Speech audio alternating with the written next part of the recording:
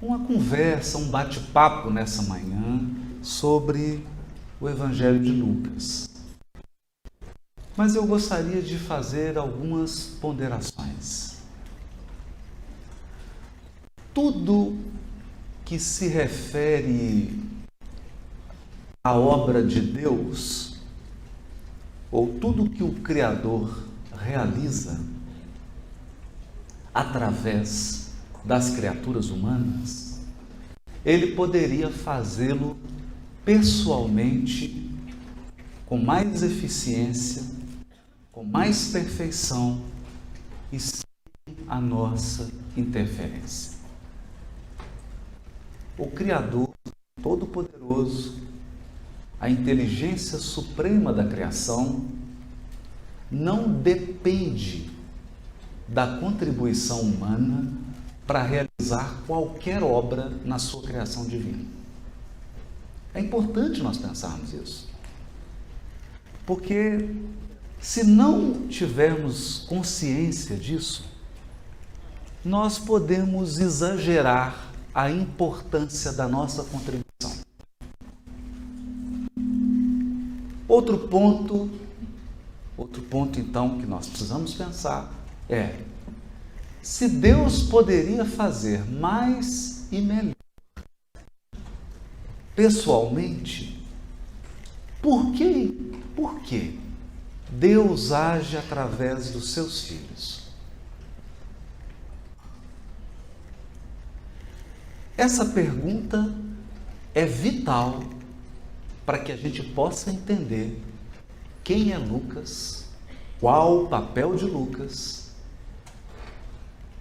e o impacto que ele teve na vida de alguém muito importante na divulgação do Evangelho. Deus nos convoca para cooperar na sua obra porque Ele quer ver os seus filhos unidos. O trabalho que Ele nos entrega é o meio mais poderoso e mais eficaz de unir os seus filhos. Porque quando corações se conjugam para o trabalho no bem, eles constroem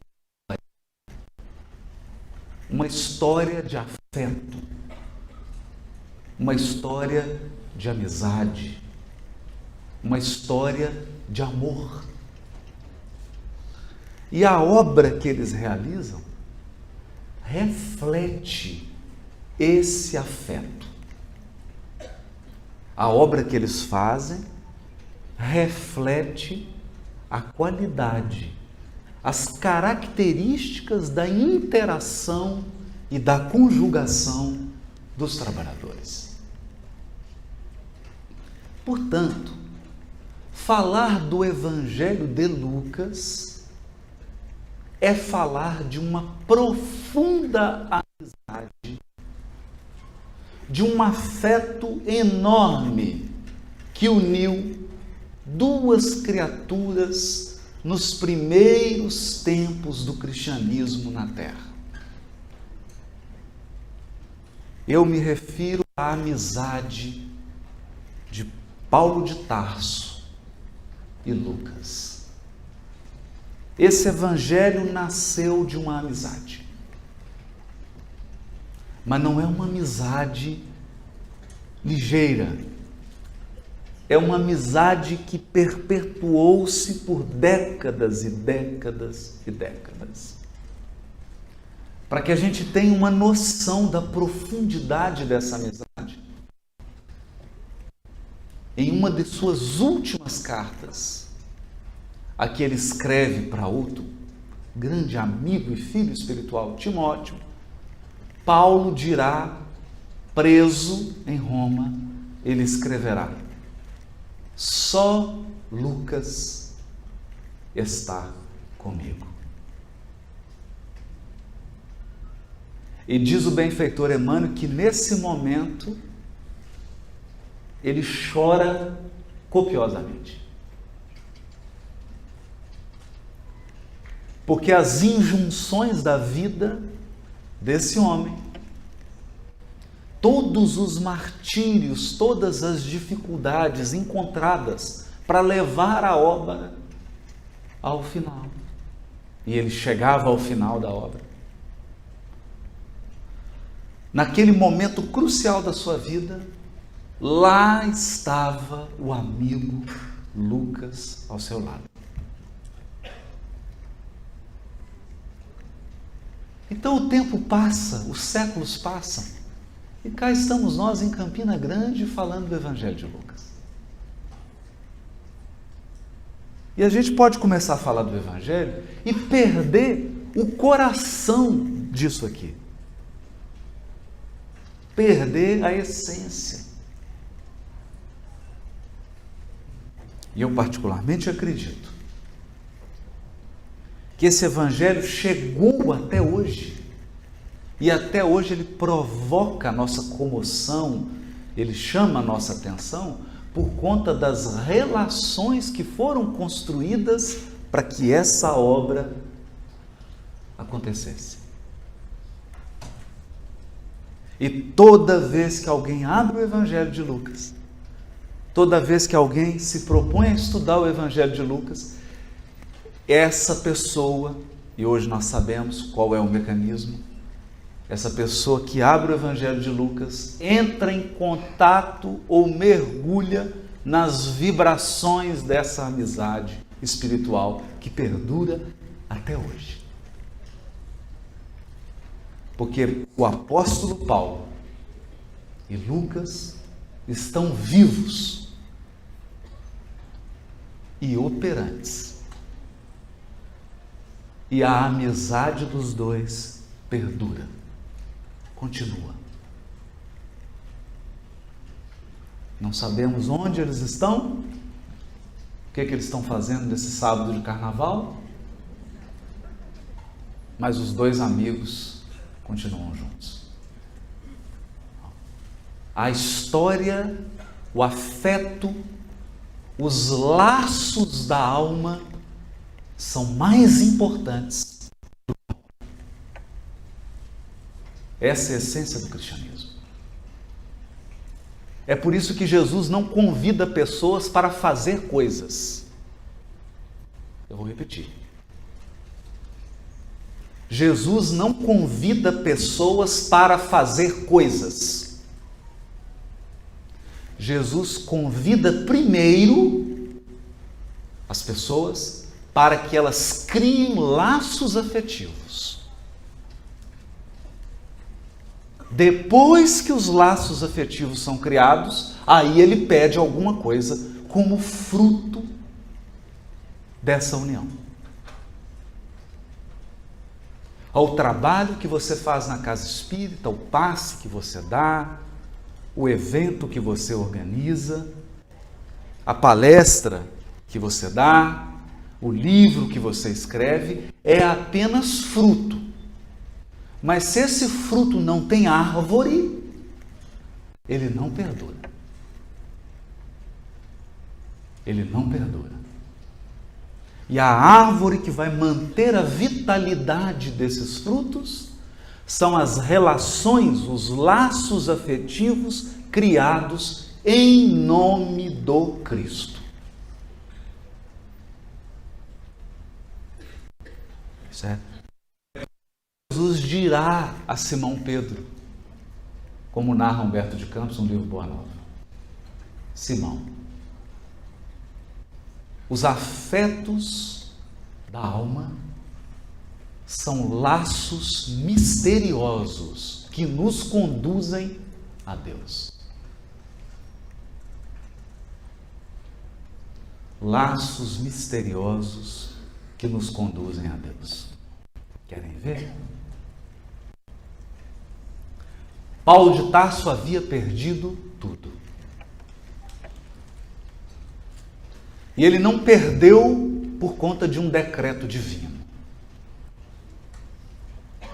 Ele não perdeu porque Jesus determinou que ele entregasse para que pudesse trabalhar no Evangelho. A maior parte das coisas que Paulo de Tarso perdeu, perdeu por teimosia. Perdeu por orgulho. Perdeu por ser um espírito inflexível. Um espírito que não tinha conseguido construir docilidade, afabilidade, adaptabilidade. Saulo, não conseguia se adaptar às circunstâncias da vida, porque ele queria que as circunstâncias da vida se adaptassem a ele. Então, Saulo é o modelo do encarnado. Saulo é o tipozinho do encarnado. E o encarnado é uma criança de 5 anos de idade que vai para a praia e fica dando ordem para o mar. Para de fazer onda. Vai para a esquerda. Vai para a direita. E o mar desobedece com elegância e energia. Quantos de nós fica dando ordem para a vida e tentando fazer com que a vida se adapte a nós? E de vez em quando passa alguém matuto com a sua prancha e surfa na nossa frente. E aí que a gente fica com mais raiva ainda. Então Saulo, na sua inflexibilidade, afastou do seu caminho a noiva espiritual que Jesus havia lhe concedido. Ele não só rompe com ela, como ele mata ela de desgosto.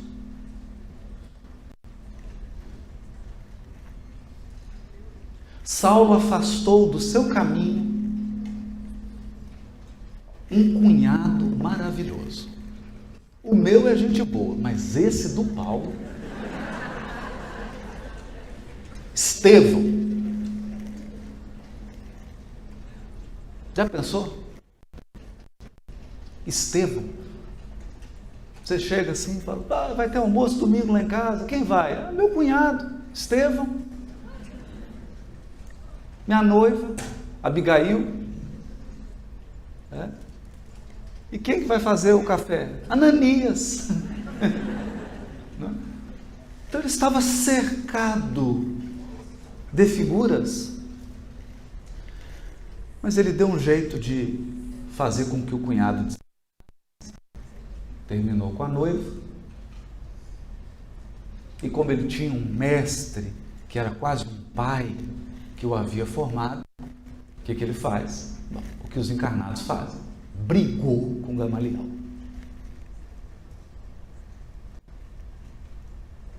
Então é bom que a gente pense nessas coisas, senão a gente fica achando que tudo que Paulo passou é porque impôs a ele. Não. Grande parte do sofrimento dele ele criou.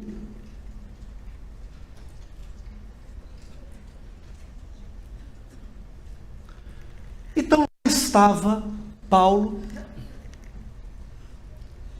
Havia passado 3 anos em Palmira, no deserto. Lá conheceu um casal fantástico, Áquila e Prisca. E depois ele descobriu que ele tinha destruído a vida também desse casal. Mas isso é um detalhe, vamos passar. Volta para Jerusalém. Simão Pedro o aconselha a regressar para a sua cidade natal. Ele fica mais 3 anos em Tarso, trabalhando como tecelão e sendo visto como um conterrâneo que enlouqueceu. Um doido. Era um doutor da lei, jovem, bonito. Fazia academia com personal trainer.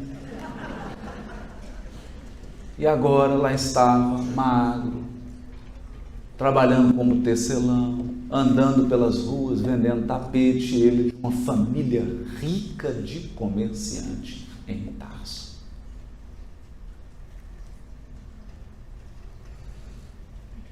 Aí ele recebe, estou contando essa história para que a gente adentre no que são relações. Os afetos da alma são laços misteriosos que nos conduzem a Deus.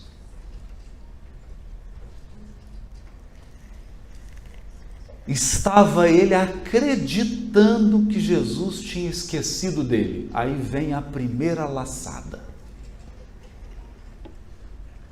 A primeira laçada de Jesus em Paulo se chama Barnabé,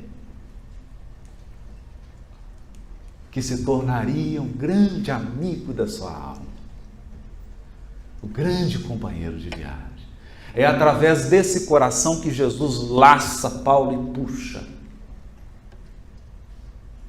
E ele vem para Antioquia. Mas quando ele chega em Antioquia, ele inicia o seu trabalho, tem que reaprender a se comunicar na pauta do Evangelho. Porque uma coisa é você comunicar em outros setores, outra coisa é você comunicar nas bases do Evangelho. E ele tem que reaprender tudo. A escola será arrumar as cadeiras da igreja e ir conversando com as pessoas simples que chegavam antes da hora. E conversando com as pessoas e arrumando as cadeiras, talvez você, ou talvez eu, talvez nós encarnados, que temos o hábito de olhar só para fora, porque nós temos o hábito de olhar só para aquilo que pode ser tocado. Talvez você pense assim, nossa, mas Paulo de Tarso arrumando cadeira?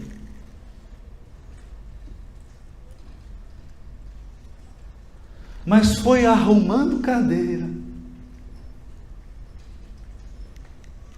que ele passou a conhecer a angústia das pessoas que procuravam Jesus.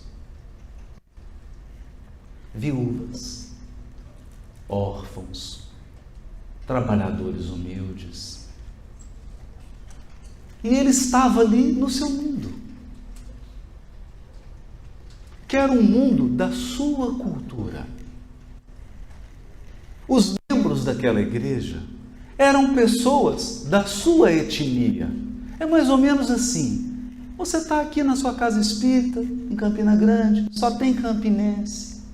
Todo mundo é da Paraíba. A maioria você conhece. Então você está ali no seu mundo. Todo mundo fala como você. Come cuscuz como você. Aprecia tapioca como você.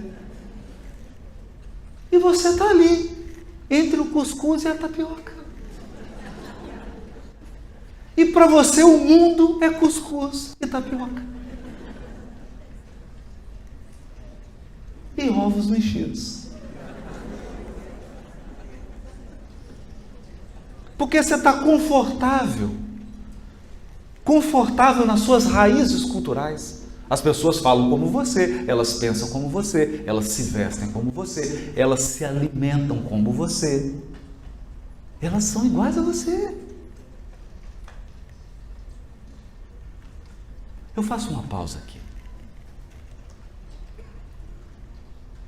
Alguns anos atrás, eu fui assistir um filme, O Sexto Sentido. E aquela criancinha, na época tinha mais ou menos a idade do meu filho, ela olhava assim para o terapeuta e dizia: eu vejo as pessoas mortas.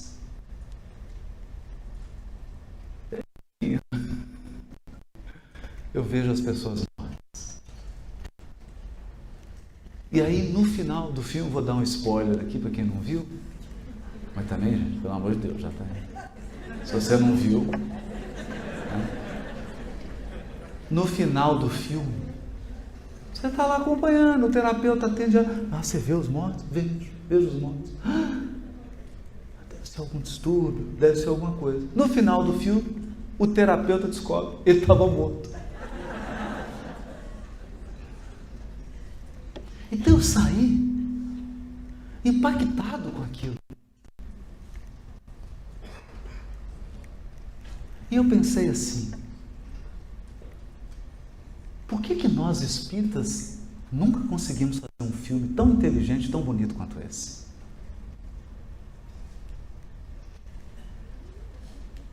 Foi preciso alguém de fora.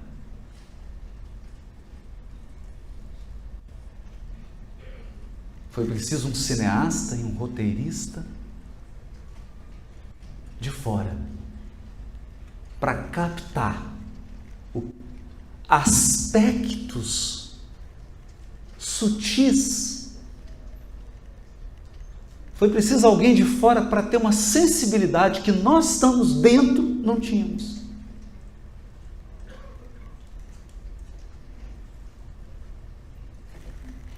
Mas eu achei que aquilo era uma coisa da sorte.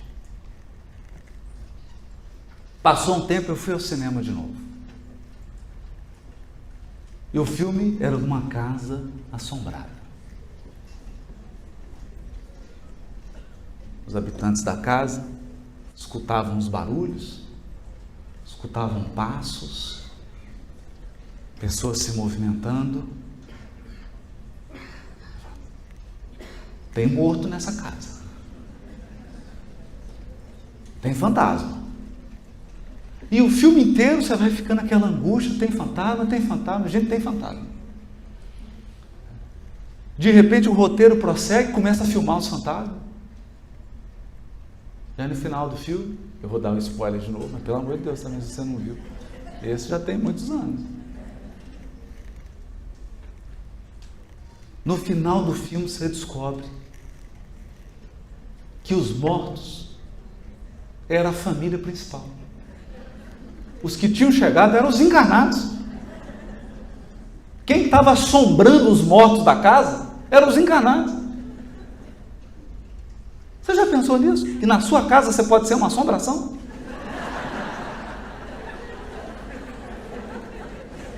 Que você está botando medo no pessoal que mora lá?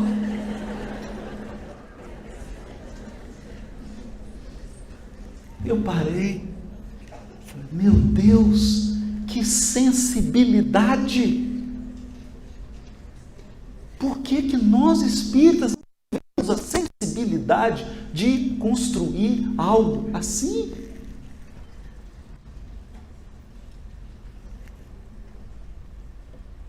É porque o de fora, o que está fora, ele vê coisas nossas. Sabe por quê? A gente não vê? Porque essas coisas estão na sua mão por muito tempo. Quando as coisas estão perto de você por muito tempo, às vezes você para de enxergar.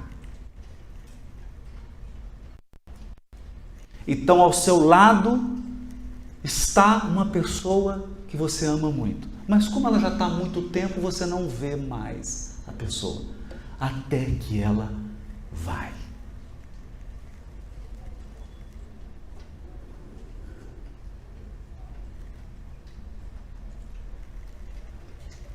Então, talvez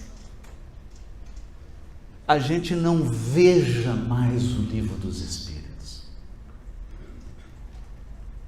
porque ele está há muito tempo nas nossas mãos.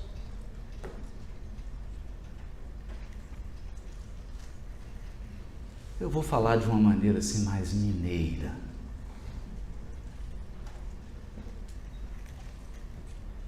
A pior coisa que tem é dar milho para galinha gorda.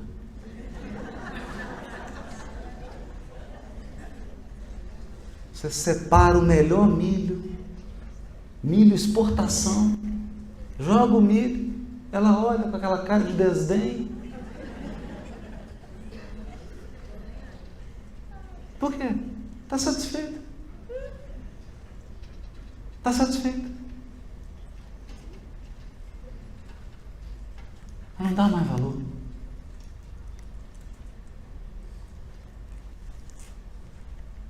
Então aquelas pessoas tinham 1.500 anos de tradição da primeira revelação. Aquele povo havia recebido centenas de missionários que deram as suas vidas para que o monoteísmo se implantasse na terra. Eles eram galinhas gordas.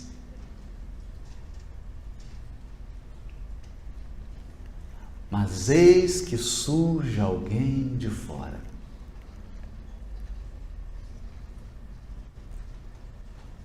Chega um médico, e não é um médico assim que trabalha num local, não. Era um médico de navio. Trabalhava dentro de uma embarcação, e essa embarcação percorria o Mediterrâneo todo. Esse médico conhecia o mundo todo, lembrando que naquela época o mundo todo era o Mediterrâneo. O mundo todo era o Mediterrâneo. Ele andava pelo mundo. Era um peregrino, um médico peregrino, que viajava, que conhecia tantas culturas diferentes, tantas pessoas diferentes. Ele conhecia o cuscuz e a tapioca, mas conhecia também o pão de queijo, conhecia o chimarrão, conhecia o vatapá, conhecia muita coisa. Conhecia dezenas de idiomas, diversas maneiras de se viver, de se vestir.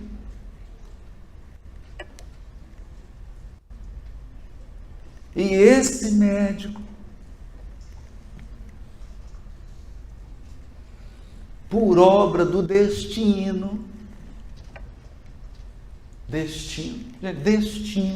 como diz o Hermínio Miranda, destino é quando Deus faz e não assina. Ele faz, mas não assina. Esse médico entra onde? Onde que ele entra? Na igreja de Antioquia da Síria. Quem está lá arrumando cadeira? Paulo. E é ali, na hora que ele entra, você está vendo a cena? Ele entra. Paulo olha para ele olha para Paulo. Nasce o Evangelho de Lucas.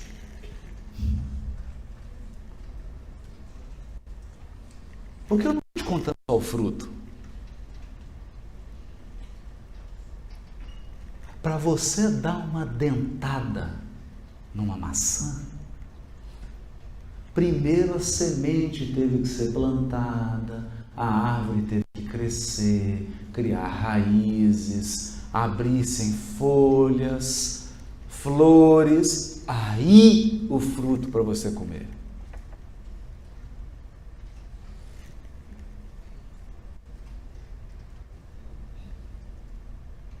E o Lucas chega.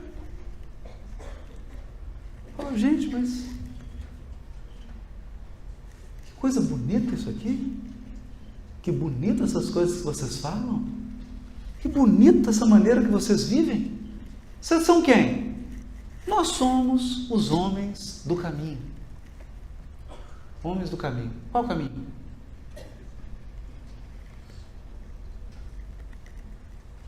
Você imagina?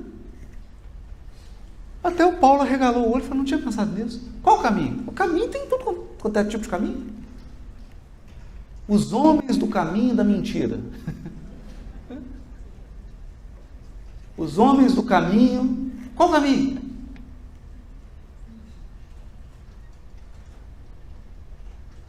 O que vocês seguem aqui? Ora, nós seguimos o guia e modelo, o Cristo. Então vocês são cristãos. Não é?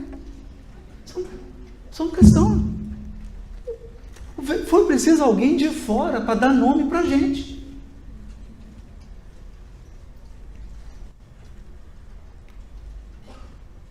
Percebe? Foi preciso alguém de fora para dar nome para a gente. Vocês são cristãos, vocês não seguem o Cristo? É o Cristo, cristão.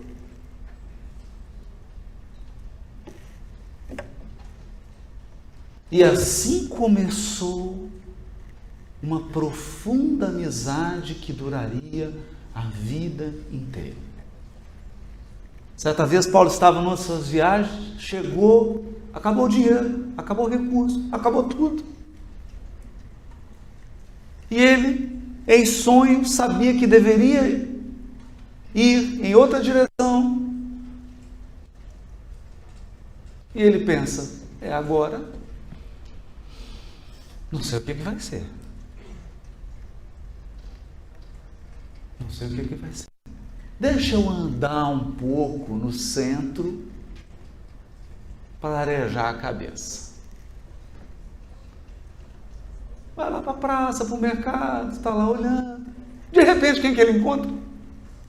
Lucas. Lucas, você? Meu amigo, você está aqui? Para onde você está indo? E aí o Paulo também ele fala, escuta aqui, mano, você tem esposa? Não tô. Tem filho? Não tem. Meu amigo, e você está nessa andança viajando para lá e para cá? Tem muito tempo. Então eu vou te fazer uma proposta. A partir de agora você vai viajar para o Cristo. E o Lucas falou, maravilha, então vamos para dentro. Eu estou no navio aí, sou médico, eu ponho vocês para dentro, mas não tem bilhete, não eu consigo. Surgiu o recurso. E eles então puderam viajar. E a partir daquele momento, Lucas, livre, usando ali das suas condições, muito especiais, do ponto de vista material, estava sempre ao lado de Paulo.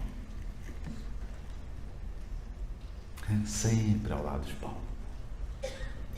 Então falar do Evangelho de Lucas é falar dessa amizade. Porque essa amizade e essas circunstâncias impregnaram esse Evangelho. Esse é um Evangelho de um marinheiro.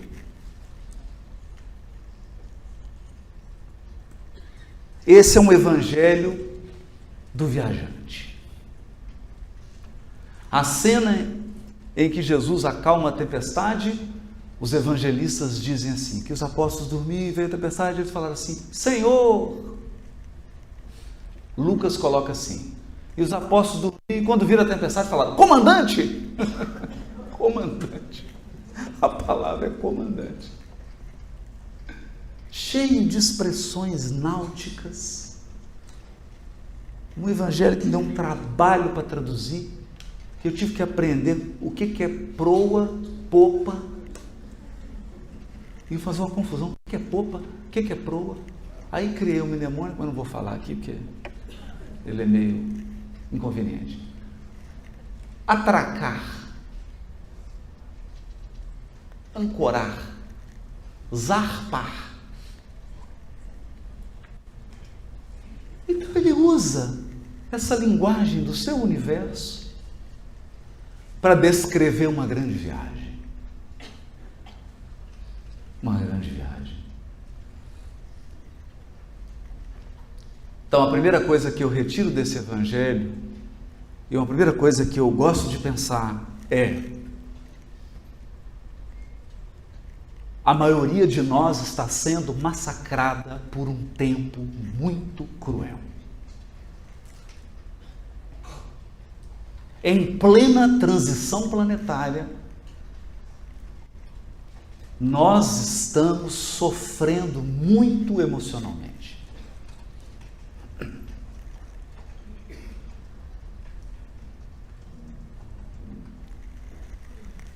E talvez grande parte desse sofrimento se deva a uma perspectiva equivocada do que seja a vida. –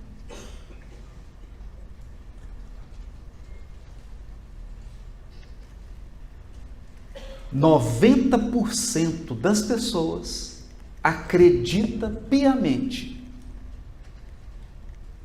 que a vida é encontrar um lugar para você ficar quietinho lá.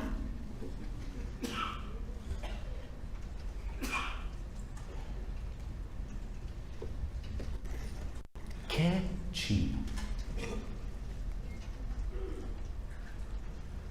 Só que, na verdade, a vida é uma viagem com muitas estações e muitas paradas. Hoje, você está aqui, sentado, assistindo essa palestra. Amanhã, você é o amigo espiritual que vai estar trabalhando no evento. Desencarnado.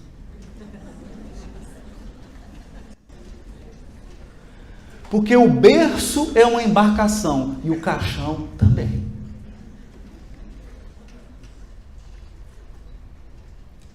E eu não quero assustar ninguém, mas o seu bilhete já está comprado. Ué?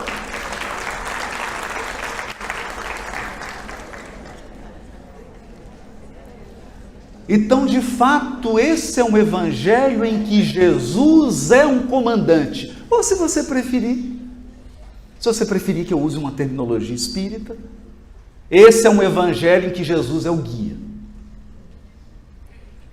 A gente fala, Jesus é o guia. Né? Pessoal, Jesus é o guia. O guia.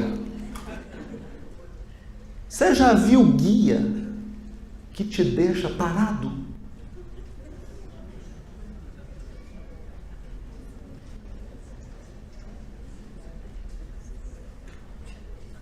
Ter um guia é um negócio meio desafiador.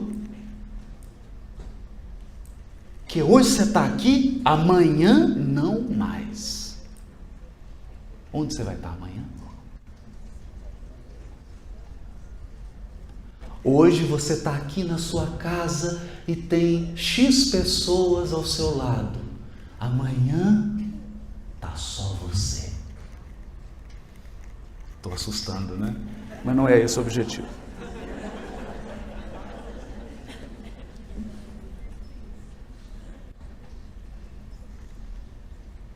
O que eu estou dizendo é que encarnado não tem endereço fixo. Encarnado não tem endereço fixo.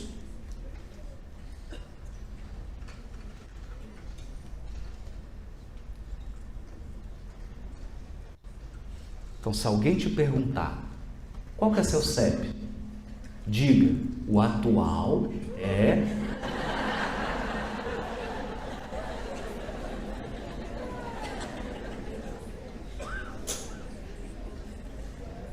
Porque numa hora inesperada, a hora que você estiver indo correndo para cumprir um compromisso, você está atrasado, atarefado, vai chegar uma pessoa e falar assim, meu filho, nosso lar está de portas abertas para te receber.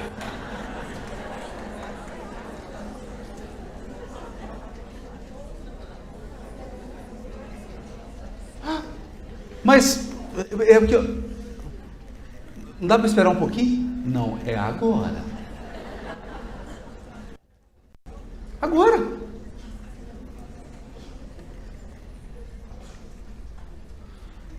Ano passado, estava com uma programação toda marcada para um roteiro no Rio Grande do Sul. E aí aconteceu um probleminha assim, começou um caroçozinho. Primeiro dia eu olhei, tá, deve ser uma coisa. Segundo dia ele aumentou, eu falei, esse negócio está meio esquisito. Terceiro dia ele aumentou demais. Eu já acho melhor ir no médico, né? Tá tranquilo, peguei o carro, dirigindo. Cheguei no médico, por favor, deixa eu examinar. Aqui ele examinou. O médico olhou, sentou. E aí, doutor? Isso era uma quinta. Eu estou viajando agora para o roteiro, né? Sábado. Ele falou assim, não, eu estou te internando agora. Eu falei, me internando? Você tem um risco de uma infecção generalizada. Nós precisamos extrair essa coisinha aí agora. Estou ligando para a equipe do hospital agora. Você está saindo daqui internado. Eu falei, gente, acho que chegou a minha hora. Aí liguei, mandei, oi filha, filhinha, beijo, tudo bem? Filha, se eu não te ver, eu te amo. Ela falou, o que foi, pai? Eu vou vir aqui no médico, ele falou que eu estou internado, estou indo agora para uma cirurgia. Então, se eu for, eu estou assim um pouco tenso, mas eu já fui ligando, despedindo, liguei para a Gê, para o Luiz, para o beijo.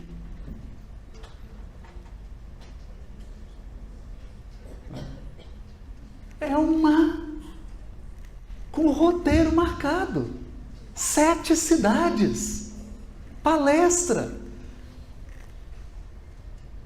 E aí? Mas fiquei. Se fosse um homem de bem, teria morrido. Então, fiquei porque o Evangelho de Lucas é isso. O Evangelho de Lucas é isso. Tanto é isso que nós temos uma estrutura que vai do capítulo 9 até o capítulo 28. O Evangelho de Lucas tem 3 blocos. Um bloco enorme, um bloquinho que é o final e um bloco um pouquinho maior que é o início. Esse bloco enorme é o quê? É uma viagem a Jerusalém.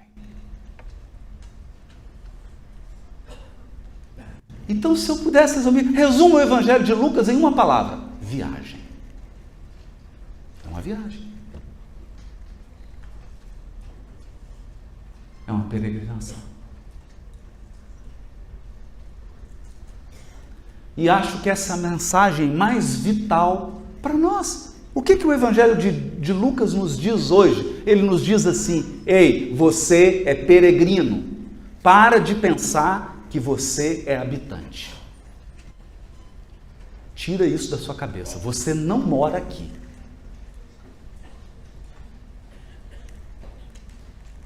Você não mora aqui.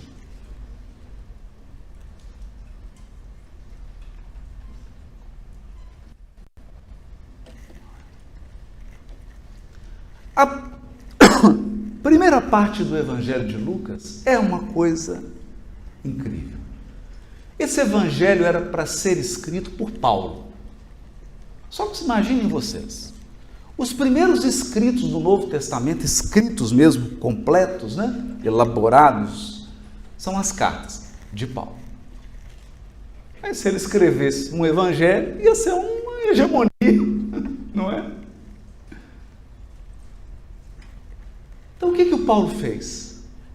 Ao longo da sua peregrinação, escuta isso, ele foi para o deserto, ele voltou. Quando ele volta do deserto para ir a Jerusalém, ele vai passando em todos os lugares. E um dos lugares que ele passa, além da Galileia, é o lugar onde estava Maria de Nazaré.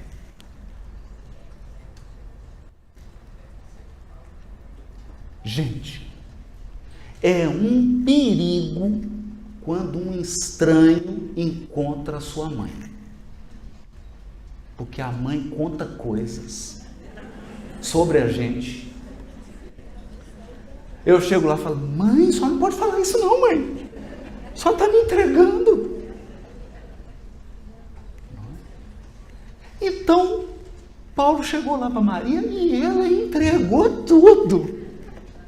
Ah, era um menino, foi assim, contou a história toda. Ninguém havia feito isso. Então ele anotou toda aquela... Percebe como é que esse evangelho é curioso? Esse evangelho é muito curioso. E aí ela contou do José, como é que conheceu José, e da viagem que fez, e do recenseamento, e da manjedoura, e que tiveram que sair, e foram para Nazaré, e a infância, e o templo, e o que aconteceu, e as coisas de mãe. A primeira parte do Evangelho de Lucas é histórias de mamãe. Histórias de mamãe. Só que atenta para uma coisa aqui. Eu queria que seu coração prestasse atenção nisso. Quem está contando a história, que é a mãe de Jesus, ela não estava na terra dela. Ela não estava mais junto dos seus familiares. Ela estava numa cidade estranha, longe dos seus parentes, longe da sua família. Seu filho havia sido assassinado. Ela estava numa comunidade que não comia tapioca nem cuscuz. Ela estava num lugar em que as pessoas vestiam diferente dela, comiam coisas que ela não comia, falavam de uma maneira que ela não entendia. Ela estava em viagem. Mas aquele que ouviu as histórias também estava num lugar que não era o dele. Aquele que ouviu as histórias, que é Paulo, não estava mais com a sua noiva, com seu amor. Estava sozinho. Havia perdido a mãe, que morreu de desgosto dele. O pai havia deserdado e se tornado inimigo dele, porque ele abandonou a religião judaica. Ele não morava mais em Jerusalém, ele não tinha mais emprego. Ele também estava de viagem.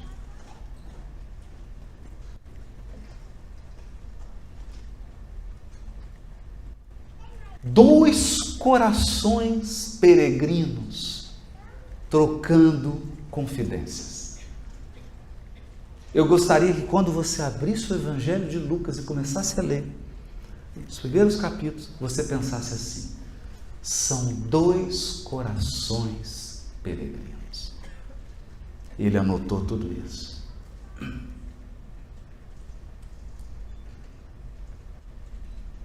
Anotou tudo. E quando ele estava preparado para escrever esse evangelho, talvez com essa estrutura, porque a estrutura do Evangelho de Lucas, ela é um primor. E isso é de Paulo. Essa concepção é de Paulo. Só que aí, o que aconteceu? Paulo, que planejava fazer uma viagem, e agora ele já estava acostumado, ele já havia entendido que a vida é uma viagem, então o que nos cabe é pelo menos planejar a viagem. Já que nós não podemos ficar parados, que a gente pelo menos planeje o deslocamento. Que o nosso deslocamento seja um pouquinho mais inteligente. Então ele planejava uma viagem para Roma, a viagem dos seus sonhos. Só que ele foi interrompido por uma coisa chamada destino, que é quando Deus faz e não assina. Uma carta de Tiago Menor conclama, roga, pede, grita para que ele vá a Jerusalém. Ele vai, mas nunca mais será um homem livre. Se é que ele era. Se é que ele era. Que ele mesmo escrevia: eu, prisioneiro do Cristo. Vai para Jerusalém e preso em Cesareia Marítima. Preso. Quem vai na prisão? Lucas. Lucas. A essa altura eu espero que você tenha entendido que a obra de Jesus é unir corações, não fazer coisas. Não fazer coisas, unir corações. Então ele se encontra com Lucas e fala: Lucas, eu não saio daqui. Algo me diz que essa é a última viagem dessa minha viagem.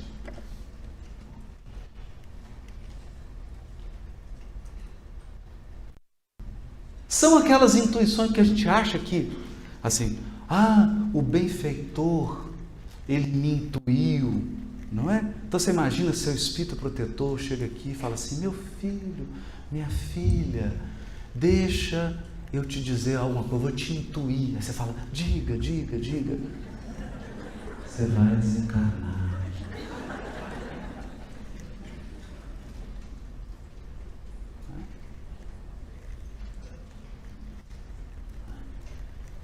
Então ele sentia.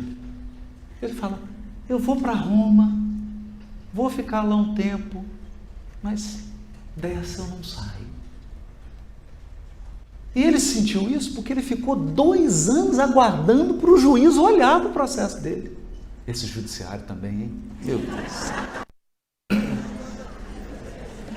Aí, chegou o outro, ficou mais um tempo, ele percebeu. Então o que ele fez? Lucas, toma, escreve você. Escreve você. Porque tem que colher mais alguns informes, Lucas. Tem algumas coisas aqui. Lucas, não perguntei. Volta lá, Lucas. Tem umas coisas aqui que precisa pesquisar mais. Vai. Estou preso. Você está livre. E Lucas foi. E foi ligeiro. Foi, pesquisou, pegou, já estava mais ou menos pronto. Chegou, trouxe o evangelho pronto. E o Paulo, você vê que judiciário danado. E o processo está parado. Trouxe o evangelho e ele falou: Lucas, agora escreve uma história, Lucas, dos apóstolos. Escreve uma história aqui das lutas. Do que está acontecendo. Senão depois o povo lá em Campina Grande não vai saber nada. Vão ficar fazendo congresso de MEP lá, não vai saber nem quem que é apóstolo. E aí o Lucas saiu e naquele... Quando ele apela para César e vai para Roma, numa viagem de navio, quem está no navio? Lucas. Vai estar com ele sempre. Vai estar com ele até os últimos momentos. E tem uma expressão que eu gosto no Evangelho de Lucas, uma expressão forte. Lucas se refere à crucificação de Jesus quando Jesus anuncia que será crucificado e será morto, assassinado. Antes de subir para o Tabor, Lucas diz assim: e ele pressentia, ele, Jesus, que havia chegado o momento do seu êxodo. Êxodo. E eu confesso, é a descrição mais bonita que eu já li sobre a desencarnação. Um êxodo. Um êxodo.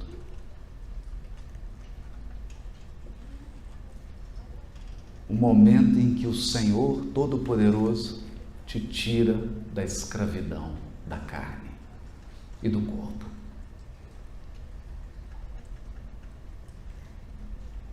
Então esse evangelho é assim. Ele tem essas coisas. Agora, nesse momento final, eu queria comentar um pouquinho sobre a estrutura dessa viagem.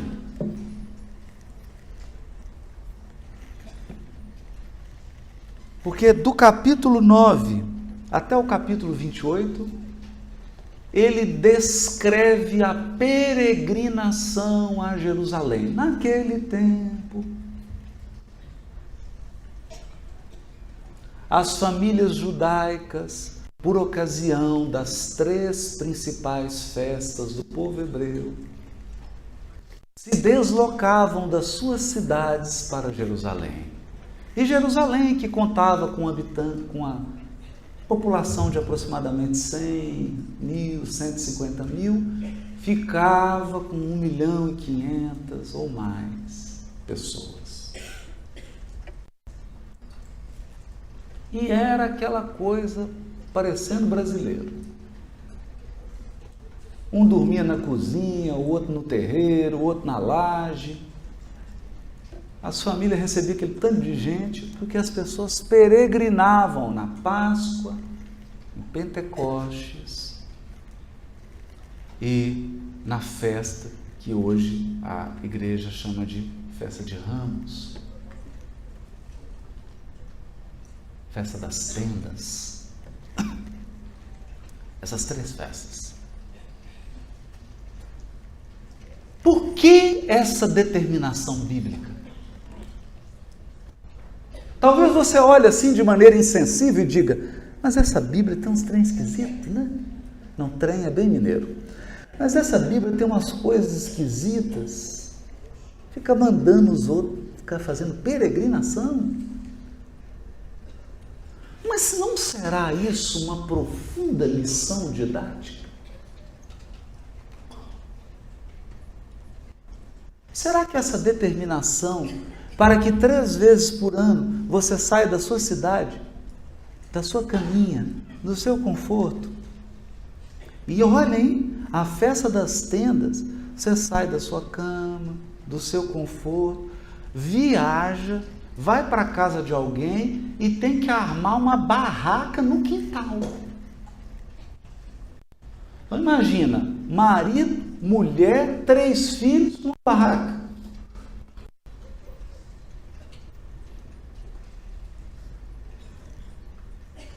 Você fala, isso não é de Deus. Isso não é de Deus. Não, é de Deus. Porque quando você fazia essa viagem, aí a mulher pensava assim, será que eu levo a maquiagem toda? Vai dar 2 malas. Vai ficar carregando esse negócio. Depois, onde que eu vou pôr essas malas na barraca? Eu acho melhor levar só um batonzinho e um pozinho, né? Um tira assim as ruguinhas, tira a olheira, um batonzinho, tá bom.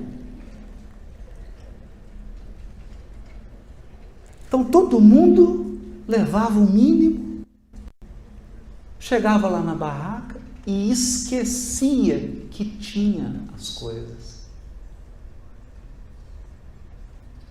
Esquecia que tinha uma casa, esquecia que tinha um camelo. Porque vai chegar um dia que você vai ter que esquecer que tem todas essas coisas.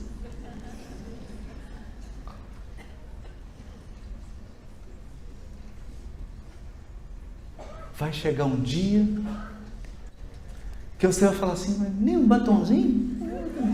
Só para tirar essa palidez do rosto? Nem um batonzinho. Então, esse núcleo, que é uma viagem a Jerusalém, dá um tom profundo ao Evangelho de Lucas. E ele divide em degraus. É uma obra de um artesão. Aliás, quem é Paulo? Um artesão. Um tecelão.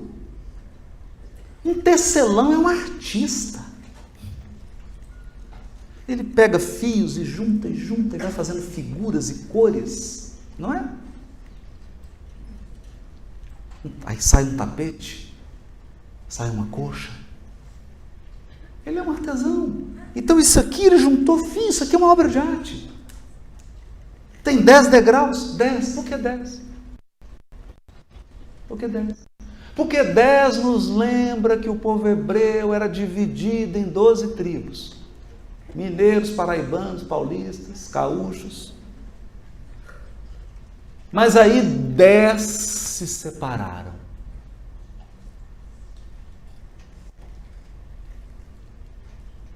10 entraram em conflito.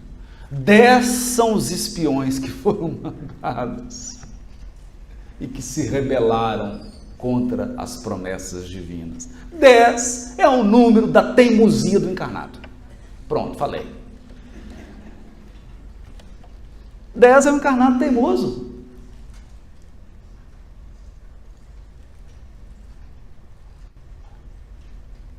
Dez é aquele encarnado que Deus fala assim, vai melhorar. Ele fala, não vai. Isso passa, não passa.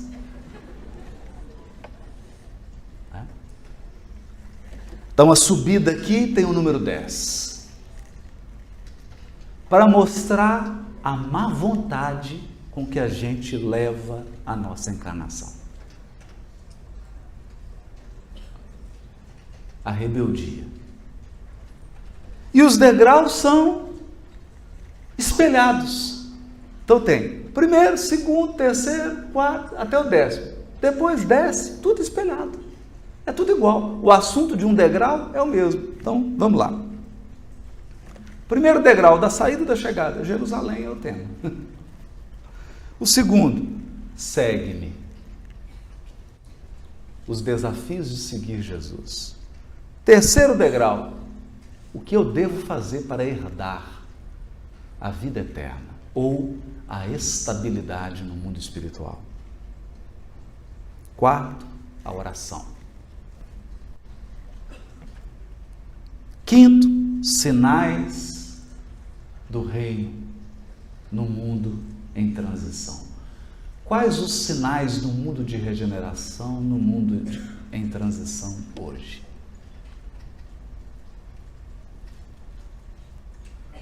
Sexto, dinheiro. Tem gente que não sai desse degrau aqui, fica pior. O sétimo, o reino. O oitavo, o chamado, a convocação que cada um de nós recebe. 9, a natureza do reino. O que é mesmo esse reino de Deus? E o 10 chega em Jerusalém de novo. E é no degrau 3, herdar a vida eterna, que nós vamos encontrar a parábola do bom samaritano. Então os temas estão assim espelhados. É quase uma aula. Isso aqui é um esquema. Com esse esquema você faz o Enem. Que o próximo redação do Enem vai ser o Evangelho de Lucas. Pegar esse esquema aqui, você fecha a prova. E aí você compreende. Você compreende como que os temas são tratados, porque eles estão separados por assunto, mas você compreende também o que é subir esses degraus da ascensão espiritual. O que é peregrinar na terra? O que é? O que é? Então, eu termino comparando o Evangelho de Lucas à vida humana. O Evangelho de Lucas começa com as narrativas da mãe. E a nossa vida começa como? Começa você esquecendo quem você foi. Porque antes de encarnar, você tem que esquecer que você foi Maria, que foi Pedro, que foi João, que foi Isabel. Você tem que esquecer. Porque agora você não será mais essa pessoa. Aí você fica pequenininho. Colocam você numa banheira de hidromassagem, com água quentinha. Ali você vai crescendo. Tem um cordão umbilical. Você não precisa respirar. Não precisa mastigar. A comida já vem prontinha, na hora certa, permanentemente.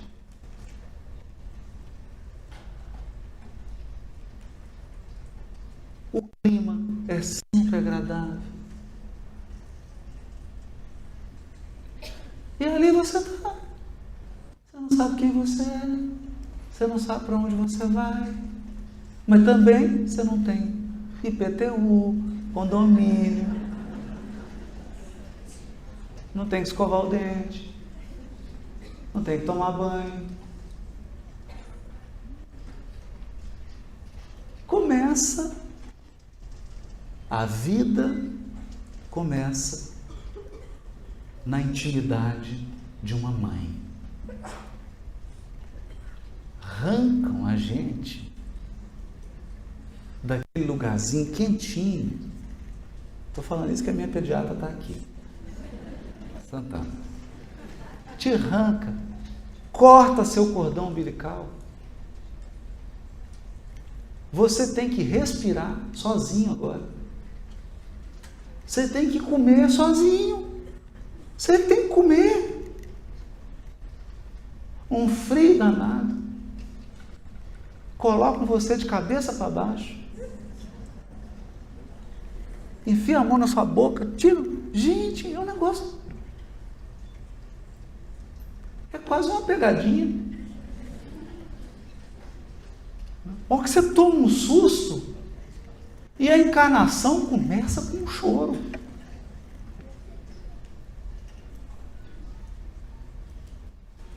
Começa com um choro.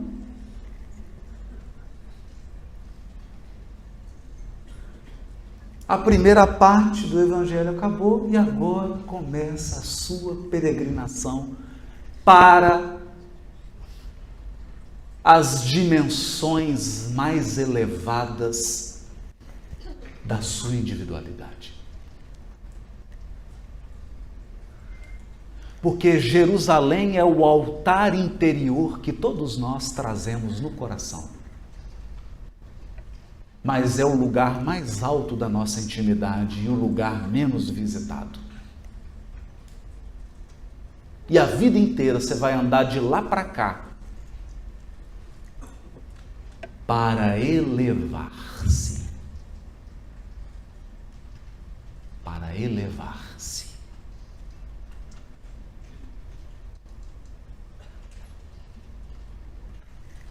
E como termina o Evangelho? Termina menos espelhado como começou.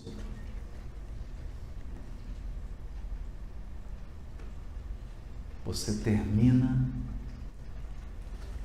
sem roupa, sem bens. Você é retirado e reconduzido para a nossa verdadeira pátria, a nossa verdadeira morada.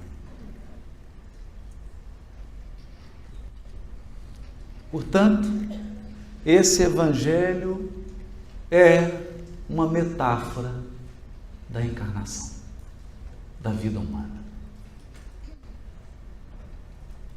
Mas eu esqueci de mencionar uma coisa muito importante. Durante toda essa viagem, tem um sol brilhando. Um sol que ilumina, um sol que aquece, um sol que sustenta, um sol que orienta o viajante, um sol que demarca os ciclos. Esse sol é Jesus Cristo.